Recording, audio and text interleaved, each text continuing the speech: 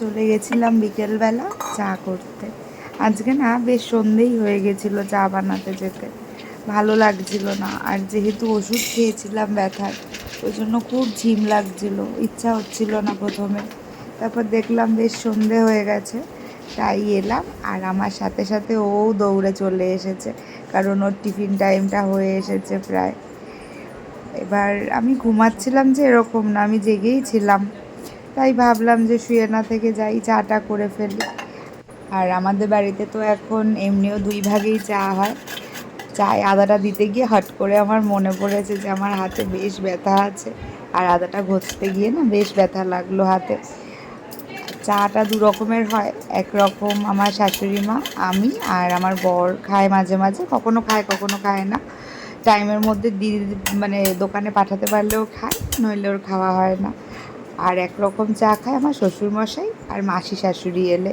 তো আজকে মাসি শাশুড়ি আসবে, তাই আমার শাশুড়ি মা আমাকে বলল যে একটু বেশি করে চা বসাতে, কারণ বুয়া আসবে। তাই জন্য আমি একটু বেশি করেই চা বসাচ্ছিলাম। আসলে কি বলতো, ব্যথাটা এমন না আমার জন্য, আর আমার সহ্য শক্তিটা এতটাই বেশি, এতটাই সহ্য ক্ষমতা দিয়েছে ভগবান, যে আমার খুব কষ্ট না হলে আমার কাউকে বারবার বলতেও ভালো লাগে না, কাউকে আমার বিরক্ত করতেও ভালো লাগে না। আমি যতটা পারি সহ্য করে নিই। মানে এরকমও হয়েছে যে আমার সারা রাত অনেক কষ্ট হয়েছে, আমি সকালবেলা অবধি চুপ করে বসে বসে কষ্ট সহ্য করেছি। তারপরে হয়তো মাকে ডেকেছি, ঘুম ভাঙিয়েছি, মাকে বলেছি যে আমি আর পারছি না, আমার খুব। আর কষ্ট বলতে আমার একটা সময় না ছোটোবেলা খুব গ্যাসের প্রবলেম হতো, মানে গ্যাস ফর্ম করতো, মাথায় উঠে যেত, বমি হতো, জ্বর এসে যেত।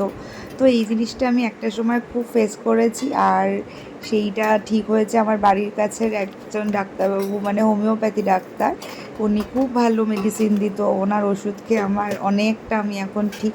মাঝে মাঝে হয় ঠিকই, এখন আর হোমিওপ্যাথিতে তো কাজ, মানে আমার তো একদমই হয় না, কারণ অতক্ষণ ধরে শুয়ে শুয়ে খাওয়ার মতো ইমিউনিটি পাওয়ার আর নেই। এখন ব্যথা ট্যাথা এরকম হলে দৌড় লাগাই রাত্রিবেলা আমার বরকে নিয়ে হসপিটালে, গিয়ে 3 রকম ইঞ্জেকশন দেয়, একটা ব্যথার ওষুধ, একটা বমির ওষুধ, আর একটা হচ্ছে অ্যান্টাসিড। একটা ব্যান্ডি দেয়, একটা অনডেম দেয়, আর একটা ডরটিন দেয়। এই 3টে ওষুধ ইঞ্জেকশন দেয়। আর ইঞ্জেকশন দেওয়ার সময় আমার যতটা না ব্যথা হয়, তারপরে হাতটা এত ভারী হয়ে যায়, খুব ব্যথা হয়। ওইভাবেই তখন বাড়ি চলে আসি, আস্তে আস্তে ঠিক হয়ে যায়। কিন্তু এটা এখন অনেক কমে গেছে আগের থেকে, কারণ এখন খাওয়া দাওয়া অনেক মেনে চলার চেষ্টা করি, যদিও অতটা হয় না। যখন ইচ্ছা হয় তখন আমি আর কিচ্ছু দেখি না কী হবে না হবে, তবে চেষ্টা করি বেশি রাত করে বেশি ভারী খাবার না খাওয়ার। সেটাও কিন্তু আমার শরীরের কথা ভেবে একদমই না। বলতে পারো সবাই হয়তো ভাবে যে আমি শরীরটা হালকা থাকলে রোগমুক্ত থাকবো, বা আমি সুস্থ থাকবো, কিন্তু সেটা কিন্তু একদমই আমি ভাবি না। আমি ভাবি যে আমি যদি একটু রোগা হতে পারি তাহলে আমাকে একটু ভালো দেখাবে, আমাকে কেউ বলবে না যে তুই খুব মোটা হয়ে গেছিস। যদিও এটা আমাকে কোনো দিনই শুনতে হয়নি, সবসময় আমাকে সবাই খুব ভালোবেসেছে, সবাই পছন্দ করেছে। আমি জানি না হয়তো আমার ব্যবহার ভালো লেগেছে কি না, বা আমার অ্যাপিয়ারেন্স তাদের পছন্দ হয়েছে কি না, কিন্তু আমাকে কেউ কোনো দিনই বলেনি যে তুই খুব মোটা হয়ে গেছিস, তোকে ভালো লাগছে না। এমনকি আমার যখন 78, প্রায় 78-79 কেজি ওজন ছিল, তখনও আমাকে কোনো দিনও কেউ বলেনি যে তুই রোগা হ, কী দরকার আছে। আমি জানি না, এটা আমাকে কোনো দিনও হয়তো শুনতে হয়নি, এটা আমি অনেক বড় পাওয়া মনে করি আমার কাছে। কিন্তু আমি চেষ্টা করি একটু রোগা হতে, কারণ সব রকম জামা কাপড় পরা যায় না, নিজের খুব অস্বস্তি হয়, কিছু খেলে ভার ভার লাগে, এগুলোর কথা ভেবে। আর সব থেকে বড় কথা, আমি যখন মোটা হয়ে যাই না, আমার গালগুলো অনেকটা ফুলে যায়, একদম ভাল লাগে না। মনে হয় যত মাংস আমার সব গালে এসে লেগে গেল, আমি যা খেলাম সব গালে থেকে গেল, গাল থেকে আর পেট অবধি নামলো না। আর সেটা আমার একদম ভালো লাগে না, খুব অস্বস্তি হয়। যাই হোক, চাটা বানানো হয়ে গেছে। আমার চাটা আমি ঠান্ডা করতে রেখে দিয়েছি, যাতে গন্ধটা অস্বস্তি না হয়, একটা জংলা জংলা জঙ্গলপানা গন্ধ থাকে। ওর জন্য আমি আদা দিয়ে চাটা বানানো শুরু করেছিলাম, কিন্তু সত্যি বলতে এই আদাটা কিছুদিন খেতে খেতে আমার আদার গন্ধটাও এখন মনে হয় যে জঙ্গলের গন্ধটাকে ঢাকতে পারে না, সেই জংলা গন্ধ গ্রিন টিয়ের আমার নাকে আসে। ওই জন্য একদম ঠান্ডা করে ধপ করে খেয়ে নিই, ঢক ঢক করে, একটুখানি ওয়ার্ম থাকে সেই অবস্থায় খেয়ে নিই। তো ঘর ঝাড় দেওয়া হয়ে গেছে, এখন আমি ব্যাঙের মতো থেবড়ে বসে ময়লাটাও তুলে নিয়েছি। তুলে ফেলে দিয়েছি। আর না ধুলো আমার হাতে লাগলে আমার খুব অস্বস্তি হয়, খুবই অসুবিধা হয়। আমি এটা সবাই ভাবে যে আমি ময়লা বা নোংরা ভেবে আমি এই কাজটা করছি বা বারবার হাত ধুচ্ছি, কিন্তু না, এই একটা কারণে জানো তো আমি কোনোদিনও স্কুলে মনিটর হতে চাইতাম না। কারণ যেহেতু ব্ল্যাকবোর্ড ছিল তখন, ব্ল্যাকবোর্ডে চক দিয়ে নাম লিখতে হবে, ওই চকটা আমি হাত দিয়ে ধরলেও আমার খুব শরীরে অস্বস্তি হতো। কোনটার পাশে ঠিক, এটা হচ্ছে এনির লোম, যেটা কিনা আমার পায়ের মধ্যখানে ঢুকে যায়। এই দেখো, এটা হচ্ছে এনির লোম, আমার পায়ের মধ্যে ঢুকে যায়।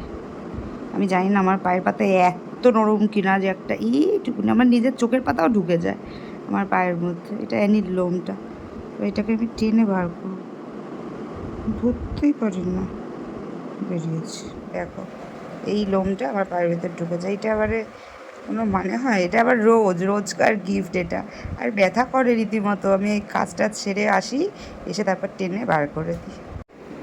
আমি একটু রেডি হয়ে গেছি বেরোবো বলে, হাঁটতে যাবো মিমির সাথে। আমাকেও ফোন করেছিলাম যখন ঘর ঝাড় দিচ্ছি। এবার ঘরে ঢুকে আমি ওকে পরে ব্যাক করেছি, করার পর আমি বললাম যে বল, ফোন করেছিলি? বললো যে হ্যাঁ। হাঁটতে যাবি? আর যে আমার তো গায়ে হাতে পায়ে ব্যথা খুব, হাঁটবো আবার, হাঁটলে লাগে যদি, আজকে বরং থাক। বলছে যে ঠিক আছে। তারপর আমাকে বলছে যে ফোনটা ধরলি না কেন, কোথায় ছিলি? আমি বললাম যে ঘর ঝাড় দিচ্ছিলাম। বলছে কি? আমি বলছি হ্যাঁ। বলছে তাহলে বেরো রেডি হয়ে হাঁটতে যাবো। যে মানে? বলছে হ্যাঁ, তুই ঘর ঝাড় দিতে পারছিস আর আমার সাথে 8 ঘন্টা হাঁটতে পারবি না? আমি যে এইটা তো তুই, বলছে হ্যাঁ, তোর যদি হাতে পায়ে ব্যথা থাকতো তাহলে তুই শুয়ে থাকতিস। আমি বলছি হ্যাঁ, আমি তো শুয়েছিলাম একবেলা, চান টান করার আগ অবধি তো আমি ব্লেড খেয়েছিলাম। বলছে ও আচ্ছা, তাহলে তো এই বেলায় ব্যথা কমে গেছে, তাহলে চ। মানে যা তা। আমি বললাম যে ঠিক আছে, ওষুধ তো খেয়েছি। আসলে ওষুধটা খেয়েছি দুপুরবেলা, তারপর থেকে ব্যথাটা একটু কমই ছিল। আবার বিকেল থেকে যেহেতু ওষুধের টেম্পারটা আস্তে আস্তে কমছে, তারপর আবার ব্যথা, কিন্তু এখন তো আবার খেতে পারবো না। আবার সন্ধ্যেবেলা নয়, মোটামুটি সন্ধ্যে না, যেহেতু দুপুর খেতে খেতে অনেক বেলাই হয়েছে, রাত্রির অবধি আমাকে অপেক্ষা করতেই হবে। আমি বললাম যে ঠিক আছে, আয় যাও। তারপর বললাম যে তোকে বিয়েটা দিতে হবে, দাঁড়া, তোর একটুখানি বেশি বার বেড়েছিস তুই, এবার তোকে তাড়াতাড়ি করে একটা বিয়ে দিতে হবে। আর ও বলছে এই কাজটা তুই আমার সাথে করিস না, বলে যে বাড়িতেই এক কাজই সারাদিন করছে, আমি তোর কাছে আসি একটু শান্তি মেলে আমার। এখন তুইও যদি এই সেম জিনিস শুরু করিস তাহলে হয়ে গেল। এই যে না, তাহলে তুই তোর প্রশ্নের উত্তর সব পেয়ে যাবে, এত প্রশ্ন তোর মধ্যে থাকবে না যে এটা করেছিস তাহলে ওটা কেন, ওটা করেছিস এটা না। ঠিক আছে আয়। জায়গাটা কি ভোট লাগছে বেটা বেটা বেটা, উফ আস্তে চল রে ভাই। আজকেও বলেছে 2 ঘন্টা হাঁটবে। কে মানে? বলেছে 2 ঘন্টা হাঁটবে আজকে। বলবেই তো, কারণ আজকে তো আমার বেশি হাঁটার ক্ষমতা নেই, ওই জন্য ওর আজকে 2 ঘন্টা কেন 20 ঘন্টা টানা হেঁটে একেবারে তারকেশ্বর যাবে ও, কাঁধে নিয়ে।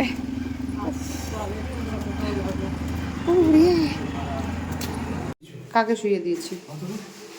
না, আমি শুয়ে পড়েছি, হয়তো আমার সাথে শুয়ে পড়েছে, আমার মাও আমার সাথে শুয়ে পড়েছে, সবাই। গুড নাইট বলে দাও। আজকে এটুকুনি থাক, ঠ্যাঙের আর জোর নাই, অনেকটাই হাঁটা হয়ে গেছে। আজের মতো গুড নাইট, চললাম, কালকে আবার দেখা হবে। ঠান্ডা।